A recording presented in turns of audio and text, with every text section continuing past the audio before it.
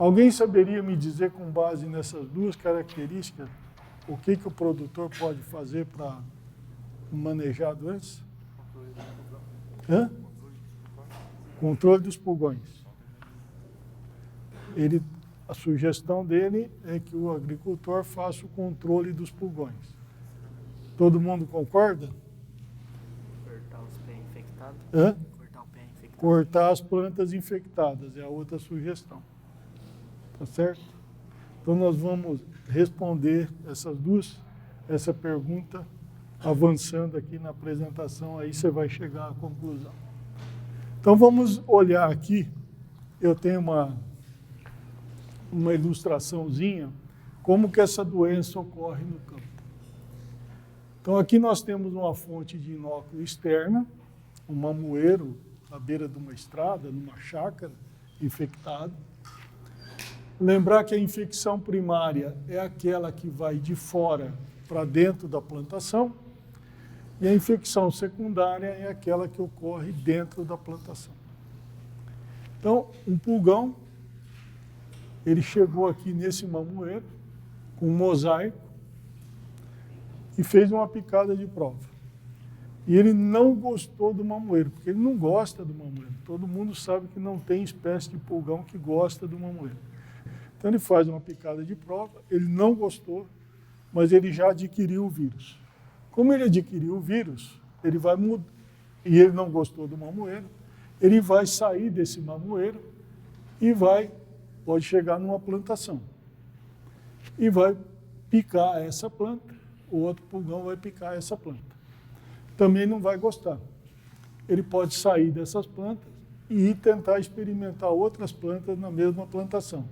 Não vai gostar e vai inocular o vírus. Então já é sabido que quando um pulgão adquire um vírus não persistente, ele tem partículas suficientes para inocular de 2 a 3 plantas em sequência. Depois disso, ele tem que comer numa planta doente novamente para readquirir o vírus. Ele perde a capacidade de transmissão. Acontece que nessa plantação, como em todo lugar, os pulgões estão voando por cima das plantações e procurando a planta que ele vai colonizar. E para achar a planta que ele vai colonizar, ele tem que fazer a picada de prova. Se chegarem pulgões de fora e por acaso picarem aqueles 2 mamoeiros na plantação, eles vão fazer a disseminação secundária, que é a disseminação interna. Consequentemente, se não for feito nada, em questão de 4 meses, começando uma lavoura sadia, com planta sadia, em questão de 4 meses, 100% da plantação está infectada. Isso é a regra, se não for feito nada. Então aí vem a questão, vamos controlar o pulgão, como o colega sugeriu, ou vamos manejar a doença cortando a fonte de inóculo, como foi sugerido ali pelo outro colega. Bom, variedade resistente, antes de falar dessas duas estratégias, variedades resistentes não existem.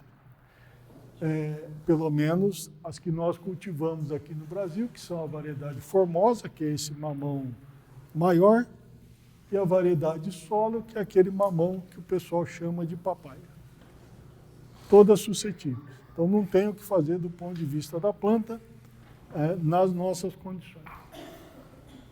Controle químico dos afídeos. Então vamos ver se a proposta que o colega fez aqui se funcionaria para o controle dessa doença no campo. Vamos relembrar aqui que a picada de prova, os vírus geralmente estão localizados na célula da epiderme ou do parênquima. O pulgão vai fazer uma picada de prova, que vai durar alguns segundos. O vírus vai ficar retido no estilete do pulgão, e quando ele picar uma outra planta logo em seguida, ele vai inocular o vírus. Aqui tem um trabalho que mostra quanto tempo demora algumas espécies de pulgão para adquirirem um vírus do mesmo grupo. O vírus Y da batata é do mesmo grupo do vírus do mosaico do mamoeiro, tem as mesmas características de transmissão. E esse pessoal estudou 3 espécies de afídeos para a aquisição, né, desse vírus, e eles estudaram a porcentagem de afídeos que transmitiram o vírus durante esses períodos de alimentação. 5 a 15 segundos, 16 a 30 segundos, 31 a 60 segundos e mais esse tempo aqui. Vamos concentrar nossa atenção aqui, ó. 5 a 15 segundos só.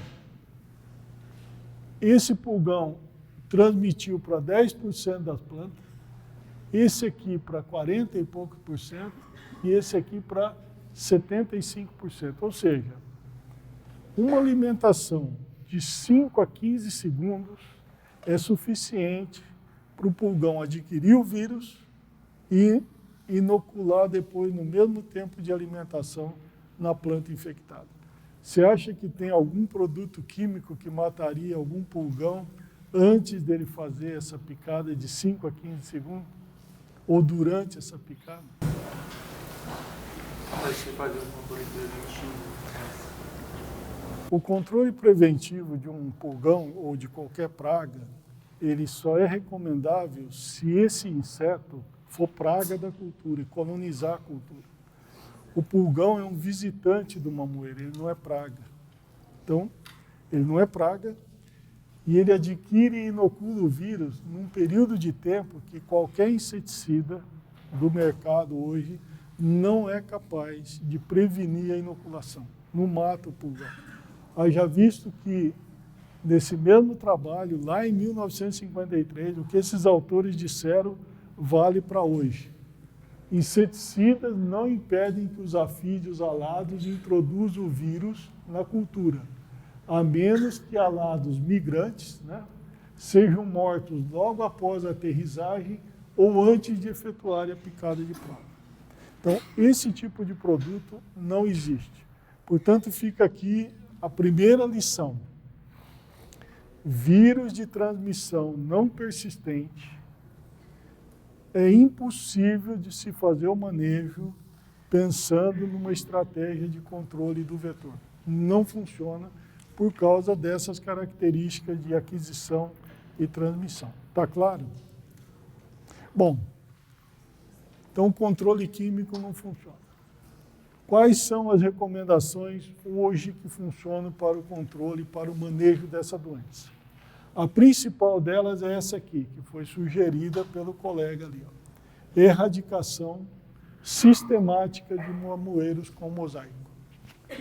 Além disso, é importante destruir plantios velhos e abandonados, ou seja, destruir fonte de inóculo, utilizar a muda de mamoeiro sadio, né, é uma prática recomendada.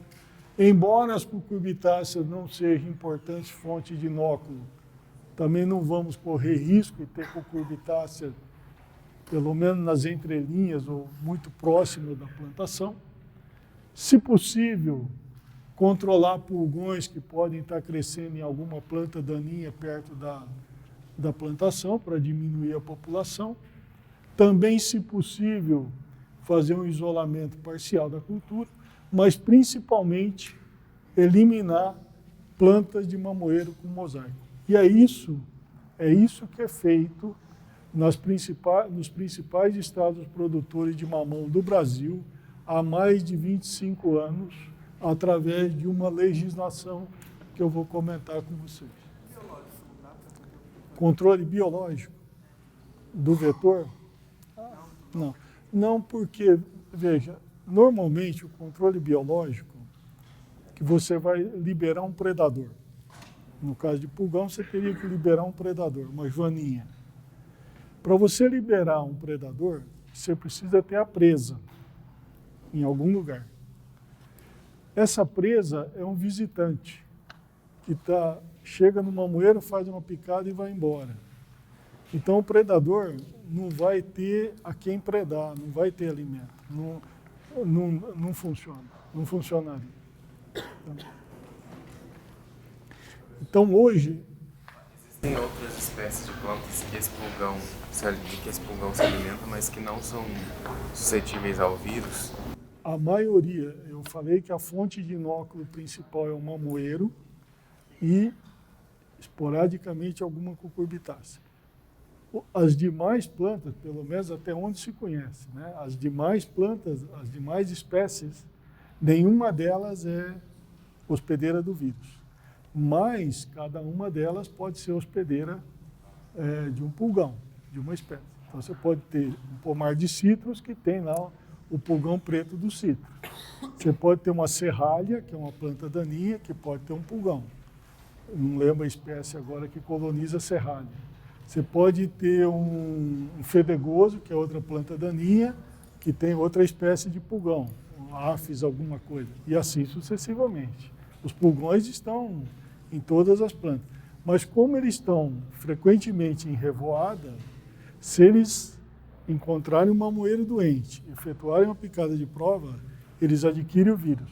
Como eles não gostam do mamoeiro, eles vão procurar uma outra planta. Se por acaso encontrarem um mamoeiro sadio e fizerem a alimentação, a picada de prova, eles vão inocular o vírus. Se o pomar for isolado com outras plantas que os pulgões gostam, eles vão chegar primeiro nessas plantas e vão perder o vírus e quando atingirem o mamoeiro já não vão portar mais o vírus? Tá. A sugestão dele, ou a pergunta dele é, se você tiver um pomar, né? Se você tiver aqui um pomar de mamoeiro,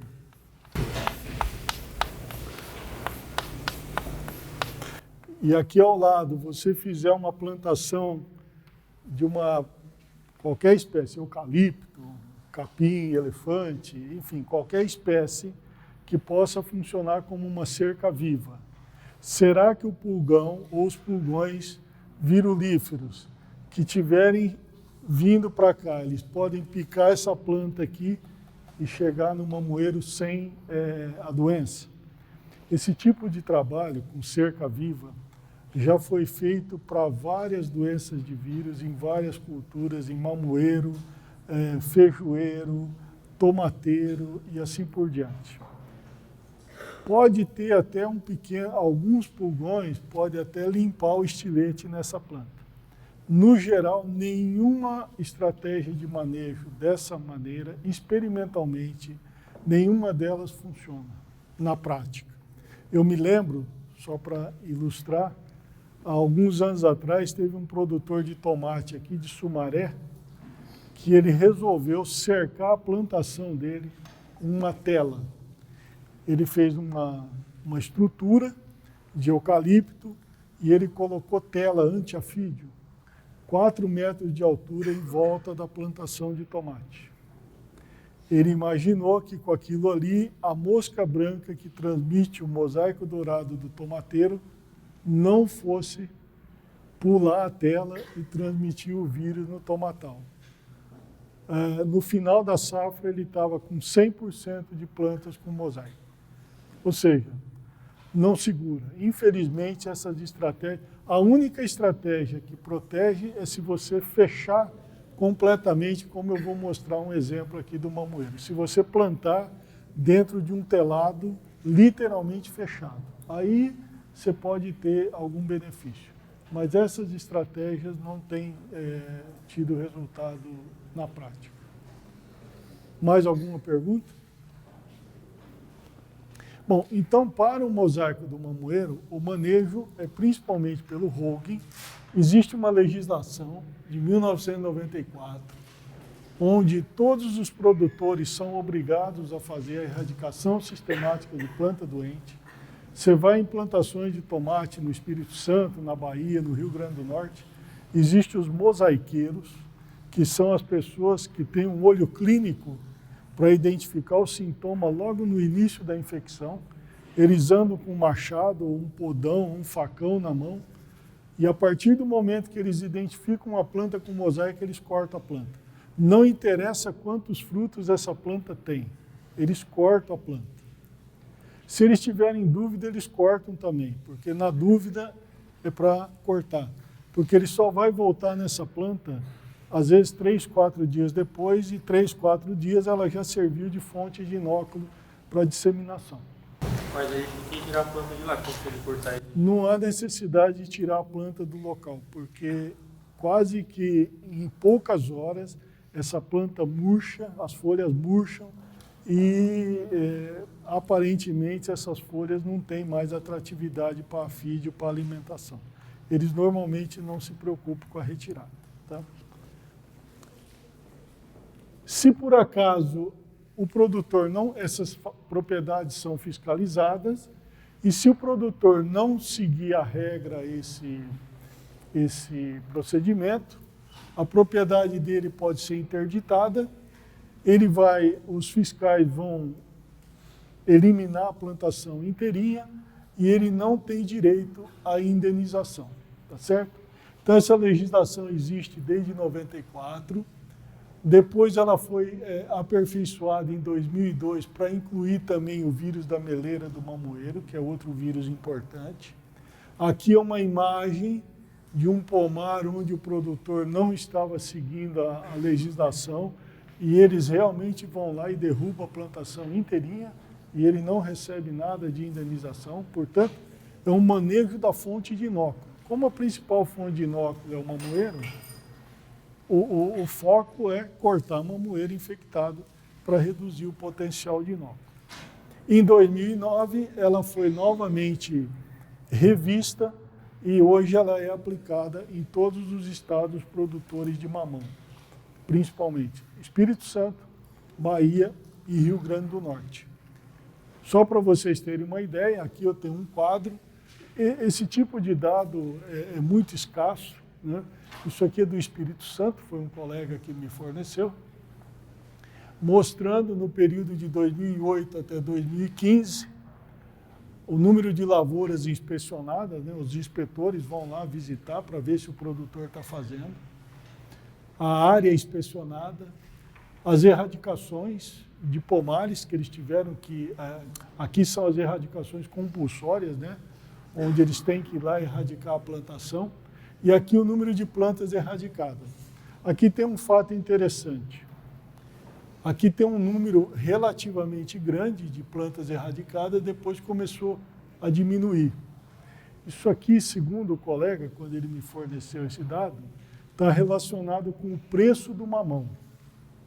Então, o preço também influencia se o produtor vai fazer bem feito ou não.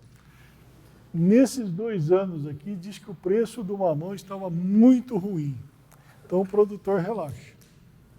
Para que ele vai arrancar a planta, gastar para pagar o mosaiqueiro, gastar, né, para erradicar e tudo mais, se o preço está baixo?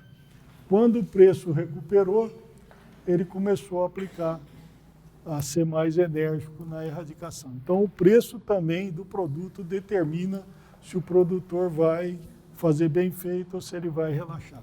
Porque é o tipo de manejo que tem que ser feito por todos os produtores. Ninguém pode deixar de fazer, porque senão ele vira fonte de inóculo para o vizinho. Tá certo? Existem 2 outras maneiras de controlar esse vírus. Uma delas seria essa aqui, que seria a barreira física, né? Isso aqui é em Taiwan. Lá eles fazem telados de 1 hectare de área por 4 metros de altura. A estrutura é de bambu gigante. Aí eles costuram essas telas. Tem umas mulheres que costuram a tela na rua, porque é uma coisa enorme, né? 1 hectare de telado. Eles cobrem essa estrutura e plantam o mamão lá dentro. O mamão é irrigado e a polinização é manual, porque as abelhas não conseguem sobreviver dentro do telado. Quando o fruto começa a amadurecer, eles tiram a tela para o brix ficar adequado. 4 meses depois que eles tiram a tela, 100% da plantação está infectada. Eles fazem uma colheita, arrancam a plantação e colocam outra plantação no mesmo lugar. É uma coisa caríssima. Teve uma época que nós pensamos em fazer um experimento aqui na região para ver se era viável. Não era viável nem fazer o experimento, porque ia ficar caro demais o próprio experimento. Mas isso aqui, há uns 2 ou 3 meses atrás, eu conversei com um pesquisador de Taiwan, um professor da Universidade Nacional de Taipei. Perguntei para eles se eles continuam plantando mamoeiro desse jeito. eles continuam plantando. Isso aqui é de 1993 e até hoje eles continuam plantando mamoeiro entelado. E existe um mamão transgênico, que todo mundo já deve ter ouvido falar, mas até hoje esse mamão transgênico só é plantado no Havaí. Existem trabalhos de relatos de mamão transgênico na China, em Taiwan também há relato, na Tailândia há relato, mas o único lugar onde sabidamente mamoeiro transgênico é cultivado comercialmente e vendido no mercado é no Havaí. O mamão do Havaí é vendido nos Estados Unidos, né? Na ilha e no continente, é exportado para o Canadá e é exportado para o Japão. Tem duas variedades e essa resistência é bastante duradoura, porque eu acredito que já faz mais de 10 anos que esse mamão transgênico é cultivado lá, o mamoeiro transgênico é cultivado com bastante eficiência. Mas ele é resistente ao vetor? Ou... É resistente ao vírus. Ao vírus. É resistente ao vírus, Tá. Professor, tem 10 anos que tem essa tecnologia já? Como? Tem 10 anos que tem essa tecnologia, por que ela não chegou aqui? A pergunta dele é, tem 10 anos que essa tecnologia existe, por que ela não chegou aqui? A resposta é que todo mundo sabe, né? Existe uma restrição muito grande em vários países do mundo ao uso de transgênico. Eu acho que você já deve ter lido sobre isso, né? Na Europa, por exemplo, eles não aceitam, em hipótese alguma, qualquer produto ou qualquer planta transgênica. Mas já tem milho, já tem algodão, já tem... Mas eu concordo com você, já tem o milho, já tem o algodão, já tem a soja, mas esse tipo de produto para resistência a vírus e resistência à doença tem uma restrição muito grande, muito grande. O único lugar até hoje que foi permitido o plantio desse mamoeiro foi nos Estados Unidos, no Havaí. Interessante, uma ocasião eu conversei com um pesquisador da Flórida, que eles fizeram um mamoeiro transgênico lá na Flórida também. E não conseguiram a liberação do mamoeiro transgênico na Flórida. Ele me disse que ele achava, a interpretação dele, que a liberação desse mamoeiro no Havaí foi um acidente. Porque se liberou no Havaí, poderia ter liberado na Flórida, é o mesmo país. Por que não liberou na Flórida? Tá certo?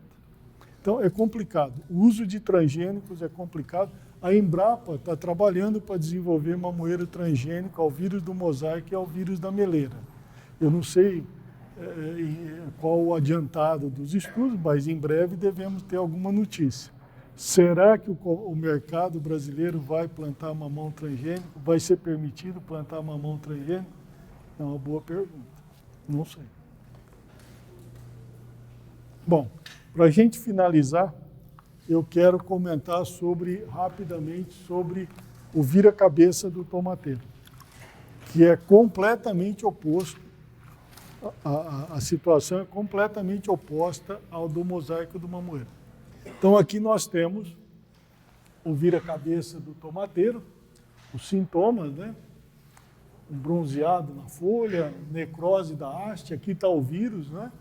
O vírus isométrico, ele tem envelope, aqui estão os sintomas no fruto, geralmente ele causa uns anéis, manchas no fruto, reduz drasticamente a longevidade da planta, a produção, é um vírus seríssimo.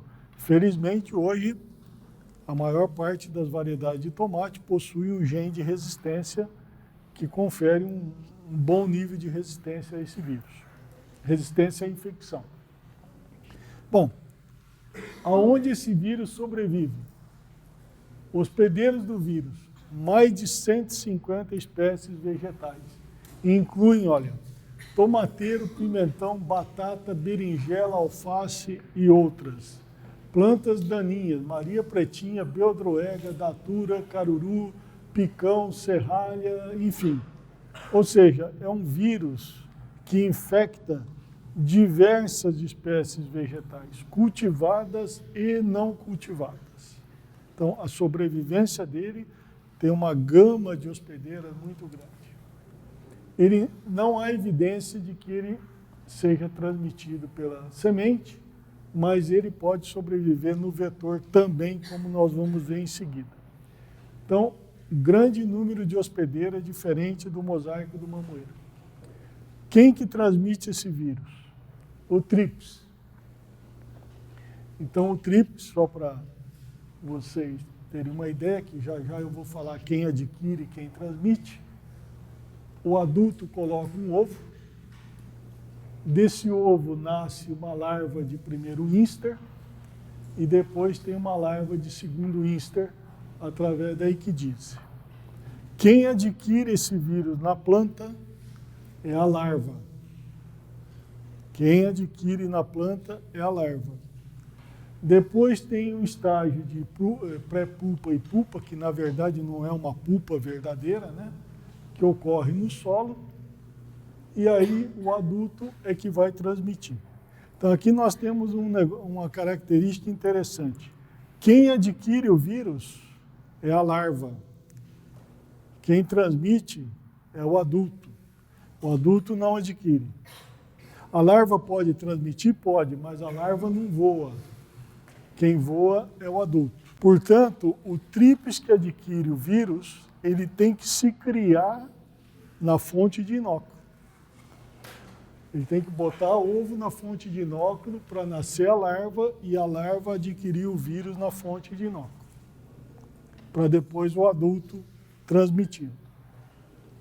Aonde sobrevive o TRIPS? Hospedeira do TRIPS, mais de 150 espécies. Tomateiro, pimentão, batateira não cultivada, Maria Pretinha, beldroega, datura, ou seja, praticamente as mesmas espécies cultivadas e as espécies daninhas podem ser hospedeiras do TRIPS, que adquire e transmite as diferentes espécies de vira-cabeça. Nós não vamos entrar em muitos detalhes, mas o que eu quero chamar a atenção é o seguinte: a gama de hospedeira do vírus e a gama de hospedeira do TRIPS é muito grande e o TRIPS multiplica-se em várias dessas espécies suscetíveis, onde ele adquire e posteriormente transmite o vírus. Característica da relação vírus-vetor. A eficiência de transmissão varia com a espécie de Frankliniella. Tem várias espécies de TRIPS do gênero Frankliniella que adquirem e transmitem esse vírus. A eficiência varia em função da espécie. Mas o processo de aquisição e transmissão é o mesmo. A aquisição somente no estágio larval. E o TRIPS, a larva, precisa se alimentar durante alguns minutos para adquirir o vírus.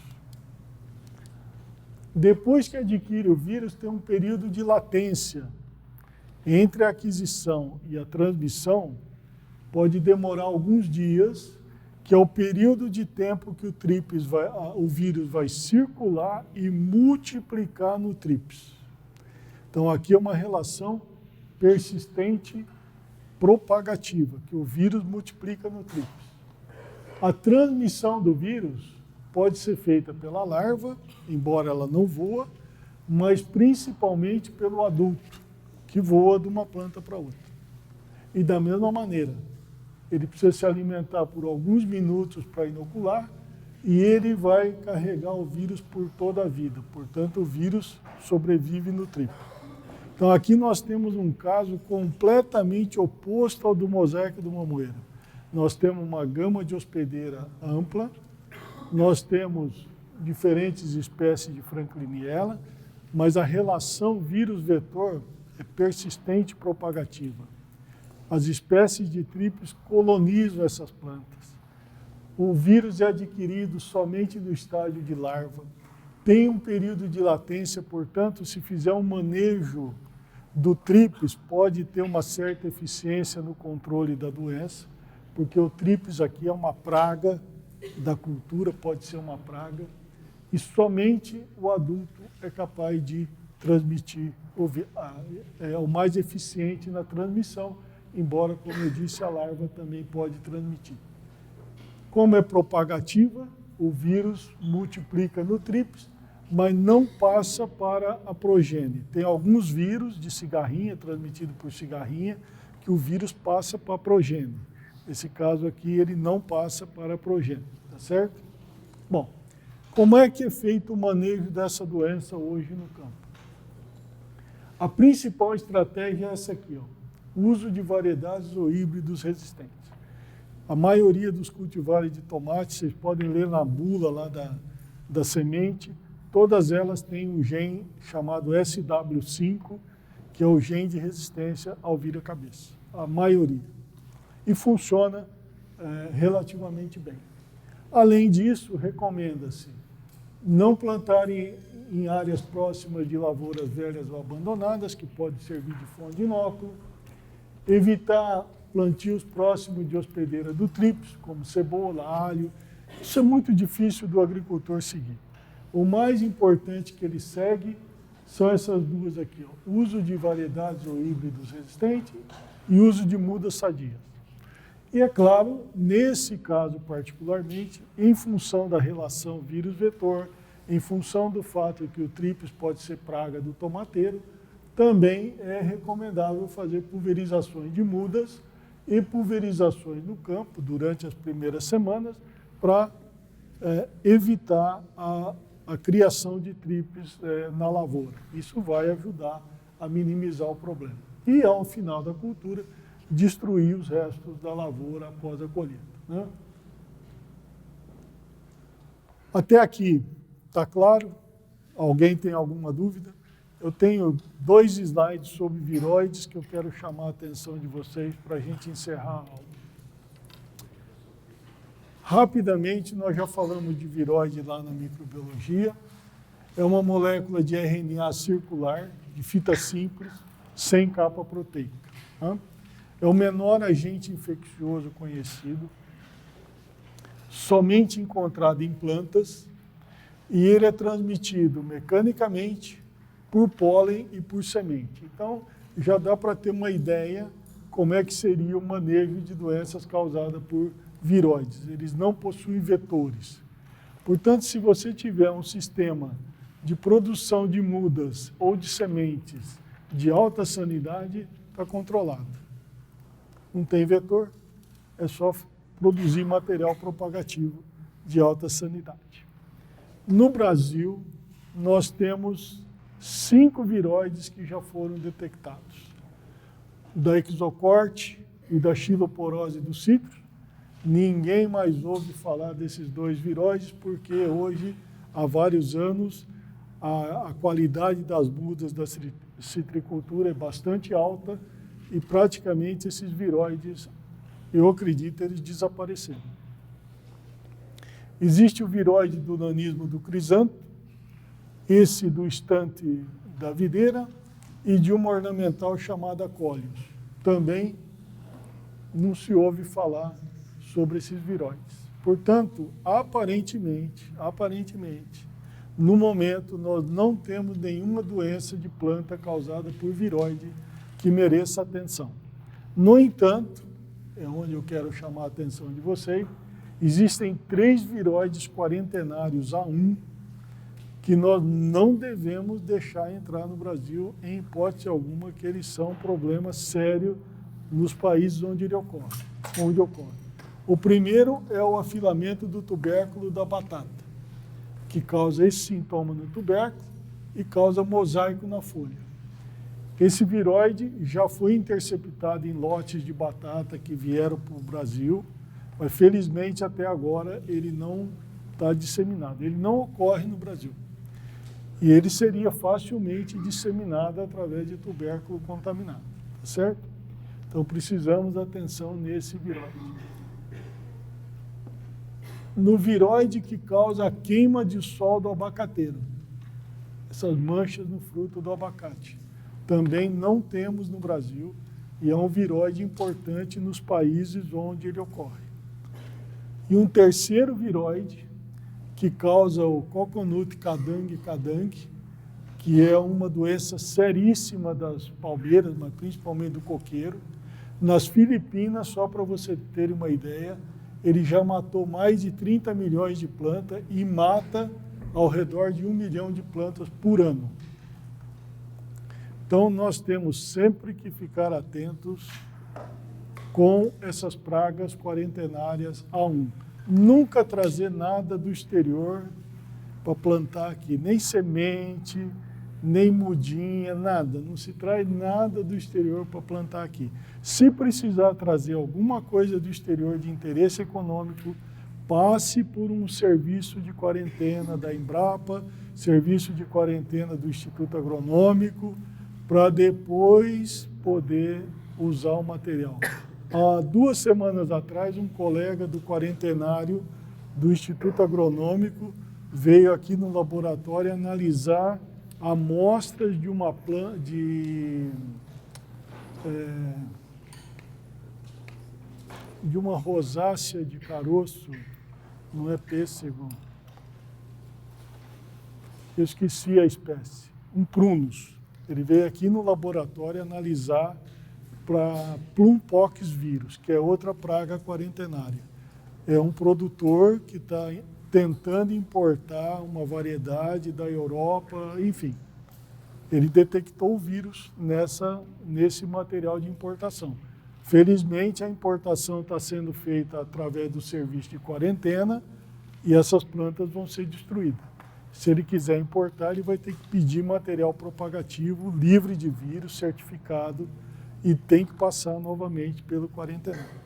Então, isso é muito importante para a gente evitar essas pragas quarentenárias que podem causar problemas sérios no Brasil. E vocês, não só como cidadãos, mas como engenheiros, futuros engenheiros agrônomos, têm essa responsabilidade também, tá certo? Divulgar, difundir e ajudar a proteger.